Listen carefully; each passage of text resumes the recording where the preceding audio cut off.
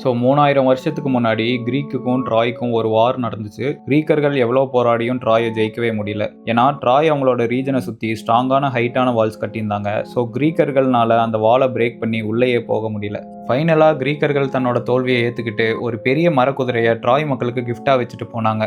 TRAI மக்களும் அந்த மரக்குதிரையை அவங்க வெற்றி பரிசா நினைச்சு அவங்க ரீஜனுக்குள்ள கொண்டு வராங்க. அண்ட் அன்னைக்கு நைட் அவங்க எல்லாரும் அந்த வெற்றியை கொண்டாடி டயர்டாகி தூங்க போறாங்க. எல்லாரும் தூங்கினதுக்கு அப்புறம் அந்த மரக்குதிரைக்குள்ள இருந்த சில கிரீக் வீரர்கள் வெளியே வந்து அந்த ஸ்ட்ராங்கான வாலோட கேட்டை உள் பக்கமா இருந்து ஓபன் பண்றாங்க. அதுக்கப்புறம் ஒரு பெரிய கிரீக் படையே ட்ராய் ரீஜனுக்குள்ள வருது. இந்த மூவ் ட்ராய் மக்களுக்கு ஒரு சர்ப்ரைஸ் அட்டாக்கா இருந்துச்சு. ஸோ இந்த டெக்னிக்கை வச்சுதான் கிரீக்கர்கள் ட்ராயை ஜெயிச்சாங்க. இது ஒரு மித்தாலஜிக்கல் ஹிஸ்டரின்னு சொல்றாங்க.